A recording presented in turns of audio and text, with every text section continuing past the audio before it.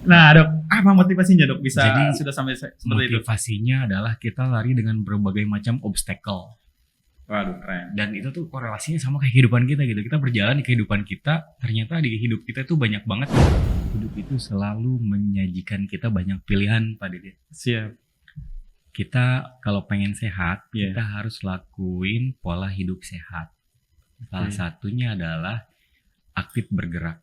Aktif bergerak yang simpel adalah apa? Kita sedikit bahas nih, dikit aja, Dok, soal data tadi dari Yes. Stanford yang katanya 2017 tuh melakukan penelitian. Apa yang kita bisa kemudian sampaikan ke publik mengenai data tersebut? Jadi itu penelitian dilakukan satu peneliti dengan melihat data dari ponsel orang-orang di dunia. Oke. Dan mengagetkannya adalah Indonesia adalah negara paling malas dilihat. Jadi saya punya teman olahraga, beliau itu usianya sekitar 67 tahun ada dia.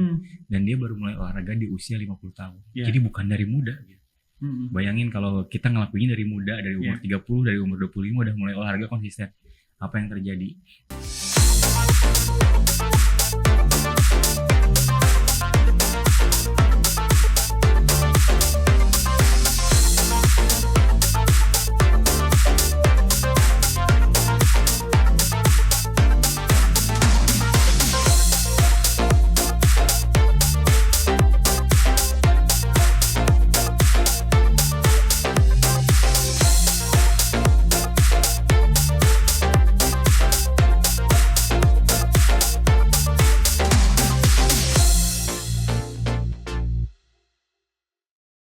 Selain menjaga pola makan, cara untuk menjaga tubuh tetap sehat dan bugar adalah rutin berolahraga. Namun karena beberapa alasan, seseorang mungkin terpaksa melewatkan olahraga. Jalan kaki merupakan olahraga yang paling mudah dan paling murah, bisa dilakukan di mana saja dan kapan saja. Namun jenis olahraga ini belum bisa menjadi bagian dari kebiasaan atau gaya hidup yang baik bagi masyarakat Indonesia. Riset yang dilakukan oleh Stanford University Amerika Serikat menunjukkan bahwa Indonesia adalah negara paling malas jalan kaki di dunia. Wow. Dengan hasil riset tadi, tentu kita semakin bertanya-tanya nih, apa sih sebenarnya yang membuat masyarakat Indonesia begitu malas berjalan kaki? Apakah mereka belum tahu manfaat bagi kesehatan? Untuk itu, kita akan berdiskusi dengan Dr. Ardan. Beliau adalah seorang dokter yang juga penggemar olahraga. Halo, Dr. Ardan. Halo Mas Deden. Gimana, Dok? Sehat, Dok? Alhamdulillah. Ini cukup susah juga mengundang Dr. Ardan ke sini karena udah kesibukannya tuh sekarang olahraga terus, ikutan event di luar. Nah, gimana, Dok, sekarang? Olahraganya sudah seperti apa dan udah kemana aja nih? Barangkali mengikuti event-event. Jadi di antara kesibukan kerja, saya menyempatkan ikut beberapa event. Oke. Event itu yang menjaga supaya olahraga saya itu bisa ada menunya. Oke. Jadi kan kalau ikut event yang cukup jauh gitu ya, atau di tempat yang agak jauh, itu kan nggak bisa kita ikut event ya asal lari aja, gitu. atau asal goes aja. Iya, Kita pengen punya target-target.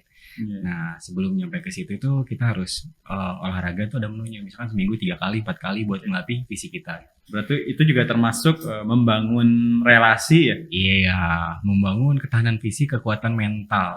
Gitu. Contohnya kemarin tuh waktu saya ikut event, bagi saya itu yang paling jauh dan paling tinggi. Sekarang saya lagi menekuni olahraga trail run. Waduh, itu ke gunung kan, bukan? Jadi Trail.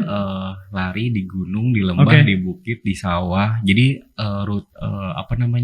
larinya itu nggak di jalan datar. Berarti kayak lagu anak-anak tuh, mendaki gunung lewati lembah. Mendaki gunung lewati lembah, sungai mengalir indah ke samudra, bersama teman bertualang. Sorry. Nah, Dok, apa motivasinya, Dok, bisa Jadi, sudah sampai seperti itu? Motivasinya adalah kita lari dengan berbagai macam obstacle. Waduh, keren. Dan itu tuh korelasinya sama kehidupan kita gitu. Kita berjalan di kehidupan kita, ternyata di hidup kita tuh banyak banget rantangan hambatannya, tapi kita nggak boleh berhenti gitu. Walaupun kita harus memelankan, walaupun kita harus pakai jas hujan, walaupun kita harus pakai penerangan lampu, kita harus jalan sesuai dengan arah tujuan hidup kita. Disitulah saya belajar bahwa ternyata kita nggak boleh pantang menyerah. Kita harus nyiapin fisik, kita harus kuat. Kebetulan kemarin saya ikut lari ultra. Jadi lari itu ada yang namanya ultra ya, di atas 50 kilo. Kemarin tuh event ultra itu dapat 55 kilo dengan elevasi sekitar 1.800. Jadi kalau Mas Deden orang Tasik ya, kalau Mas Deden naik gunung, itu sama kayak naik gunung 2 kalinya dari Tasik ke Galunggung. setinggi itu. Rasanya, ini saya jadi pengen tahu, rasanya ultra sama maraton. Jadi kalau lari ultra itu yang kita kejar itu buat saya ya, Ya. itu supaya finish under COT.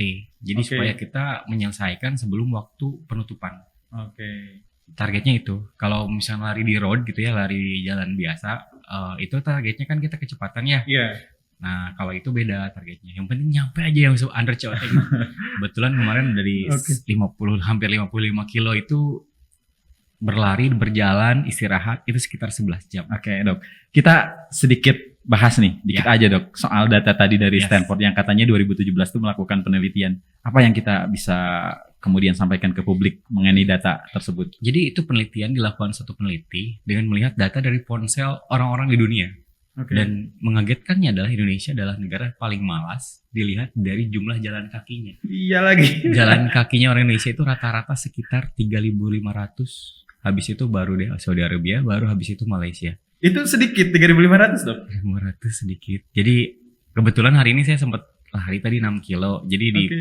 pagi ini di smartwatch saya terlihat itu udah 12.000 langkah gitu. Ini 3.500 dalam 24 jam. Oh, ini kru kita katanya baru 500 per hari, Dok, masih jauh. Mungkin beliau habis bangun langsung ke sini. Iya. Ya, jadi gimana, Dok, kita supaya bisa konsisten nih anak muda, terutama kan kita itu sekarang ada di di suatu kondisi yang memang segalanya serba ada. Akses makanan pun begitu mudah, mau yang manis, mau yang seperti apa tuh ada. Nah, kalau kita kondisinya malas bergerak, apakah itu ada kaitannya bagi kesehatan kita, Dok? Hidup itu selalu menyajikan kita banyak pilihan, Pak Dede. Siap.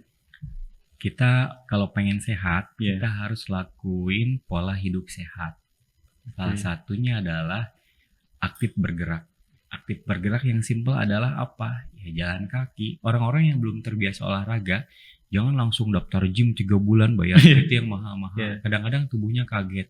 Ya, itu. Coba Anda konsisten dulu buat jalan kaki.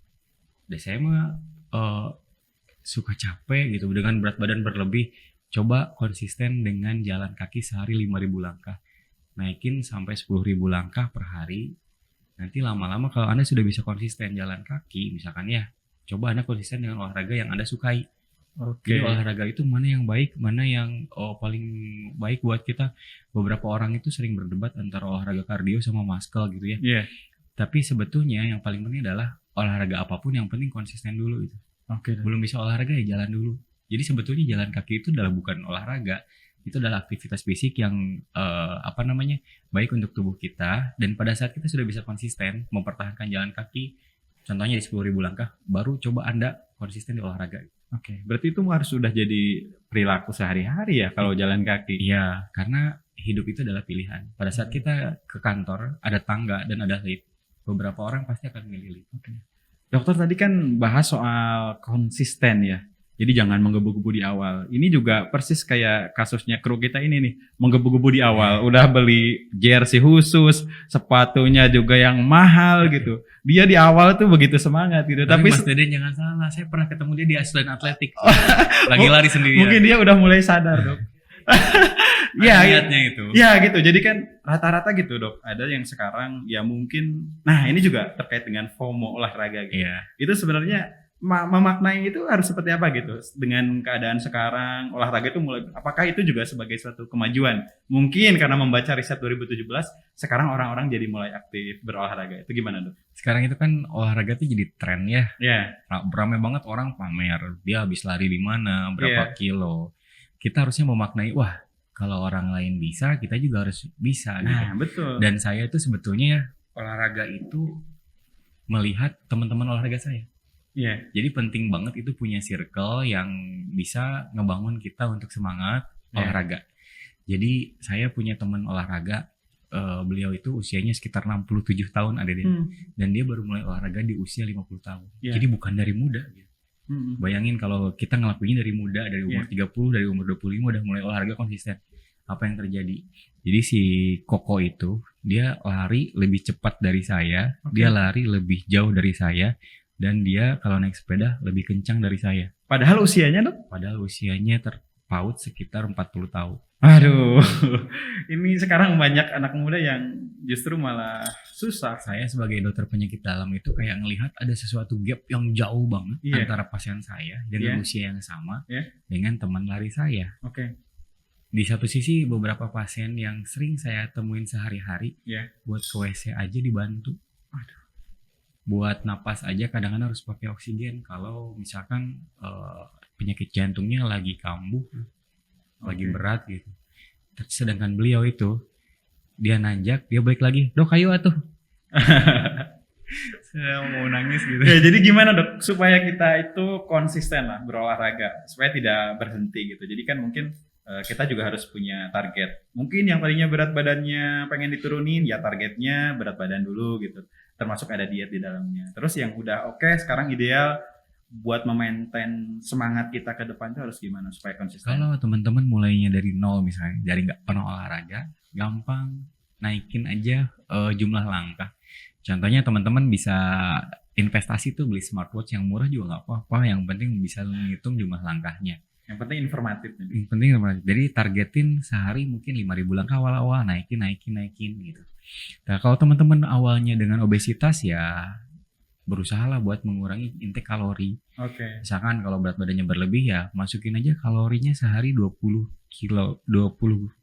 kilokalori per kilogram berat badan berdasarkan berat badan ideal teman-teman. Oke. Itu dihitung dari tinggi badannya. Jadi memang ya pola makan, aktivitas itu harus diperbaharui gitu. Oke, Dokter Ardan, mungkin ini bagian terakhir ya pertanyaan dari saya nih. Siap. Tentang orang-orang yang masih mungkin malas berolahraga. Apa yang mau disampaikan nih dok terakhir buat masyarakat Indonesia? Buat teman-teman yang masih malas olahraga gitu ya, coba Oke. bergeraklah gitu. Naikin jumlah langkah, coba kemana-mana itu pikirkan pilihan yang lebih jauh untuk melangkah. Contohnya mau beli sesuatu ke warung, jangan pakai motornya, jalan Iya. aja. Ada tangga, coba deh naik tangga gitu. Kalau misalkan kuatnya cuma 2 lantai, ya 2 lantai nggak apa-apa gitu. Nanti lama-lama tubuh Anda juga akan menyesuaikan, tubuh Anda akan beradaptasi. Kalau tubuh Anda udah beradaptasi dan itu sudah dilakukan dalam jangka waktu yang lama, nanti rasakan deh badan Anda tuh akan lebih enak. Iya sih. Masih banyak sekarang yang ke warung aja pakai motor. Bahkan sholat Jumat juga yang dekat rumahnya juga Iya. masih pakai kendaraan. Dan mungkin itu yang harus kita coba perbaiki dan biasakan bergerak teman-teman sekalian. Ya. Oke teman-teman semua, mungkin itu yang dapat kita bahas pada kesempatan ini.